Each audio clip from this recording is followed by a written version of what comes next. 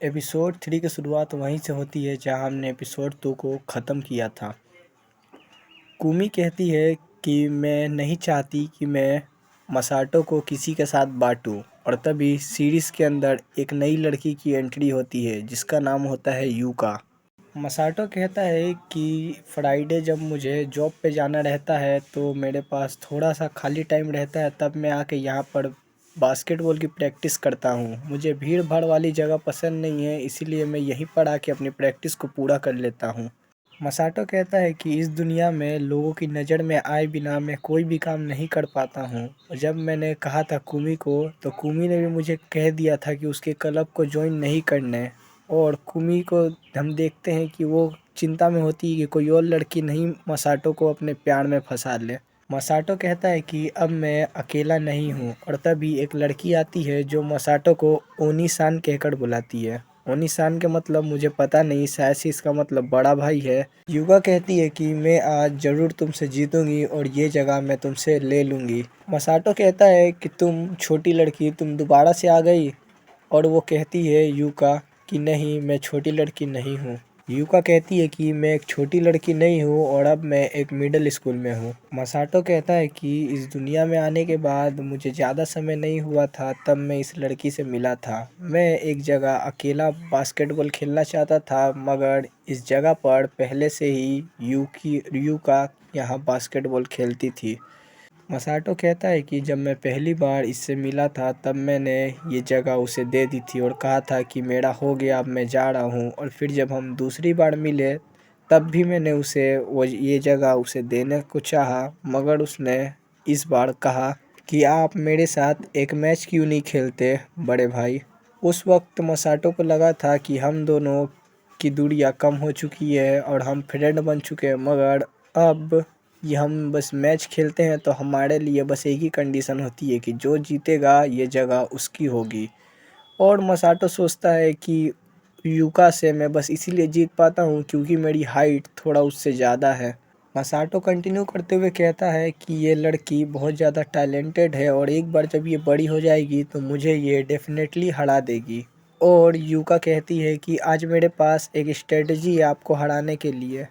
Yucca ball के साथ बहुत तेज़ी से मसाटो के पास आती है और वो एक क्रॉस अटैक करती है, और मसाटो को लगता है कि ये एक क्रोशी अटैक है, मगर यूका एक क्रॉस ना मारकर उसे बीच में ही कैंसिल करने के बाद मसाटो के पीछे जाने लगती है, मगर यूका के पैर में पैर फंस जाता है और वो गिरने लगती है। मगर मसाटो उसे बचा लेता है और कहता है कि अच्छा हुआ, भगवान का शुक्र है कि मैं टाइम पे तुम्हें बचा पाया। तब मसाटो सोचता है कि उसे यूका को हटाना होगा अपने ऊपर से, नहीं तो उसे जेल भी जाना पड़ सकता है। और वो कहता है यूका, वो देखता है कि यूका शर्म से लाल पीला हो चुकी है और वो चिल्ला कर बेहोश हो जाती है। और जब वो बेहोश हो जाती है तो वो सोचती है कि ये पहली बार था जब मैंने अच्छे से बड़े भाई के साथ बात की। इसके बाद हम यूका के बचपन का सीन देखते हैं, जब यूका अपने फ्रेंड से पूछती है कि तुम सच में किसी को डेट कर रही हो, तो उसकी फ्रेंड बताती है कि हाँ, ग्रेजुएशन के टाइम पे मैंने अपने एक फ्रेंड को प्रपोज किया था और उसने हाँ कर दिया, तो अब हम डेट कर रहे हैं। यूका कहती है कि तुम अभी डेट भी करने लगी जबकि हमारे क्लास के सारे लड़के अभी भी बच्चे हैं। और हम सुनते हैं कि कुछ लड़के कहते हैं कि यूका के कपड़े के आड़ पर हम देख सकते हैं कि उसने एक बड़ा पहना है। और एक लड़का कहता है कि क्या ये बच्चों वाला बड़ा नहीं है, और उसका दोस्त कहता है कि मैंने सुना है कि वो कुछ ज़्यादा ही लंबी है। और फिर से पहले वाला लड़का कहता है कि हाँ, बास्केटबॉल खेलने से लोगों की हाइट बहुत ज़्यादा बढ़ जाती है, मगर लंबी हाइट वाली लड़की को कौन पसंद करेगा। यूका की फ्रेंड जाके उन लड़कों को समझाती है और ये मामले को संभाल लेती है। और यूका सोचती है कि बस मैं थोड़ी सी लंबी हूँ आम लोगों से, तो लोगों ने मेरी कीमत को सोच लिया मुझसे बिना कुछ पूछे। और वो सोचती है कि ये बहुत अजीब है कि लोगों को लगता है कि मैं उनकी बातों का बुरा मानूंगी। और हम उन लड़कों को देखते हैं, यूका सोचती है कि अगर उन लड़कों और बास्केटबॉल में से मुझे कुछ चुनना पड़े तो मैं बास्केटबॉल को ही चुनूंगी। और यूका को बास्केटबॉल खेलना बहुत ज़्यादा पसंद भी है। और यूका की फ्रेंड्स कहती है कि मैंने बस बास्केटबॉल क्लब को इसीलिए ज्वाइन किया था ताकि मैं लड़कों को देख पाऊँ। और उसकी और एक फ्रेंड कहती है कि हाँ मैं भी, मगर यूका बास्केटबॉल इसीलिए ज्वाइन की थी क्योंकि वो चाहती थी कि वो बास्केटबॉल खेले और वो चाहती है कि वो और गेम जीते। मगर उसकी दोस्त कहती है कि तुम्हें पता है कि यूका असल में एक परवर्ट है। परवर्ट मतलब ठरकी, जो अपोजिट जेंडर में ज़्यादा इंटरेस्टेड होते हैं। और ये सुनने के बाद यूका बिल्कुल शर्मा जाती है और कहती है क्या। यूका के फ्रेंड उसे चिढ़ाते हुए कहती है कि हाँ तुम एक परवर्ट हो, मैंने तुम्हें गंदी गंदी किताबें पढ़ते हुए देखा है। और उसकी और एक फ्रेंड कहती है कि जब मैं उसके घर गई थी यूका के, तब मैंने उसके बेड के नीचे एक गंदी किताब देखी थी। और यूका अपनी फ्रेंड का मुंह दबाते हुए कहती है कि अब तुम्हें चुप हो जाना चाहिए। यूका सोचती है कि मैं कुछ नहीं कर सकती क्योंकि मैं एक लड़की हूँ, तो मेरे अंदर भी लड़कों को लेकर बहुत ज़्यादा सपने हैं। यूका को असल में अपने क्लास के लड़कों में उतना इंटरेस्ट नहीं होता, उसे तो बस अपने अजीब सी किताबों के अंदर जो लड़के थे प्रिंस, वो पसंद आते हैं। और उसके जो फ्रेंड थे यूका को ठरकी कहकर चले जाते हैं। और यूका कहती है कि तुम सबको अभी इस चीज़ों को छोड़ देना चाहिए। और यूका को लग रहा था ये सब बस नॉर्मल है। यूका देखती है कि वो जहाँ पर प्रैक्टिस करने आई थी वहाँ पर कोई और पहले से था, और वो सोचती है कि ये बहुत कमी होता है कि इस समय यहाँ कोई प्रैक्टिस कर रहा हो। और वो सोचती है कि बस अगर हम दो लोग हैं तो हम लोग पारी पारी यहाँ प्रैक्टिस कर सकते हैं। उसके बाद वो देखती है कि जो वहाँ था वो असल में एक लड़का था। वो सोचती है कि एक लड़का अकेले प्रैक्टिस कर रहा है, ये थोड़ा अजीब है। मसाटो की स्पीड देखकर यूका बिल्कुल हैरान हो जाती है और कहती है कि ये बहुत तेज़ है। यूका सोचती है कि इस तरह की स्किल्स को मैंने बस वीडियो और मूवीज़ में देखा है, इस तरह का किसी को सामने देखना सच में बहुत ज़्यादा। और वो सोचती है कि ये जो लड़का है ये असल में है कौन। वो सोचती है कि मसाटो बहुत ज़्यादा अनोखा है। तभी उन दोनों की आंख मिल जाती है। जब उनकी आंखें मिलती है तो यूका की दिल की धड़कन तेज हो जाती है। और वो सोचती है कि ये बहुत ज़्यादा हैंडसम है और इसे देख कर लगता है कि ये बहुत अच्छा स्मेल करता होगा। और मसाटो कहता है कि मैं अब जा रहा हूँ तो तुम आराम से इस कोट को यूज़ कर सकती हो। यूका घबरा जाती है और वो कहती है क्यों, क्योंकि मैं यहाँ इसलिए तुम जा रहे हो। और वो सोचती है कि ये बहुत अच्छा इंसान है, ये दिल का बहुत साफ़ है और इसने ये स्पोर्ट मुझे दे दिया क्योंकि मैं यहाँ खेलने के लिए आई थी। और वो खुद को तसल्ली देते हुए कहती है कि खुद को संभालो, तुम्हें कुछ कहना होगा। वो सोचती है कि मैं क्या कहूँ। वो अजीब अजीब सी चीज़ सोचती है कि वो उसे कहेगी कि तुम बहुत ज़्यादा अच्छे लग रहे हो या मुझे अपना नंबर दे दो। मगर वो ये सब सोच सोच के बहुत शर्मा जाती है और वो आखिर में कुछ भी नहीं कह पाती है। इसके बाद मसाटो कहता है कि अगर तुम्हें कुछ नहीं कहना तो मैं अपने घर जाता हूँ। और वो यूका कुछ भी नहीं कह पाती है, वो बस उसे जाते हुए देख रही थी। वो सोचती है कि मैं कितनी बेवकूफ़ लड़की हूँ, मगर फिर वो खुद को तसल्ली देते हुए कहती है कि नहीं, मैं यूका हूँ जो कभी हार नहीं मानती। आज यूका के क्लब में कुछ काम था, फिर भी यूका जल्दी से चली जाती है क्योंकि वो मसाटो से मिलना चाहती थी। और उसके फ्रेंड उसे कह रहे थे कि तुम्हें रुक जाना चाहिए, हमें कुछ काम है, मगर वो भागते हुए चली जाती है। उसकी दोस्त बात कर रही थी कि यूका कुछ अजीब सा एक्ट कर रही है, मगर वो उसने उन्हें लगता है कि वो अपने फ्यूचर को लेकर सीरियस हो गई होगी बस। वो जब आके देखती है तो वो देखती है कि मसाटो वहीं पर था। और वो सोचती है कि ये उस दिन के बाद सीधा आ जा रहा है, मुझे लगा था कि मैं कभी भी इसे देख नहीं पाऊंगी। वो देखती है और सोचती है कि ये हमेशा की तरह बहुत खूबसूरत तरीके से बॉल को फेंकता है, ये हमेशा की तरह बहुत खूबसूरत लग रहा है। और वो खुद को हिम्मत देते हुए गेट को खोलती है और उसके पास जाती है। मसाटो कहता है कि तुम वही हो जो पहले यहाँ थी। यूका सोचती है कि इसने मुझे याद रखा था, मुझे इसे कुछ कहना होगा। और उसके बाद वो हिम्मत जुटा कर कहती है कि आप मेरे साथ एक मैच खेलो और आप अगर जीत जाते हो तो मैं आपको यहाँ खेलने दूंगी, नहीं अगर आप हार गए तो आपको ये स्पोर्ट मुझे देना होगा। इसके बाद मसाटो कहता है कि चलो ठीक है, वैसे भी मैं किसी को ढूंढ रहा था जिसके साथ मैं खेल सकूं। और मैं तुम्हें बता देता हूँ कि तुम बस लड़की हो, तो इसीलिए मैं तुम्हारे ऊपर रहम नहीं दिखाऊंगा। यूका सोचती है कि मसाटो बहुत अच्छा इंसान है, मुझे भरोसा भी नहीं हो रहा कि मैं इसके साथ खेलने वाली हूँ।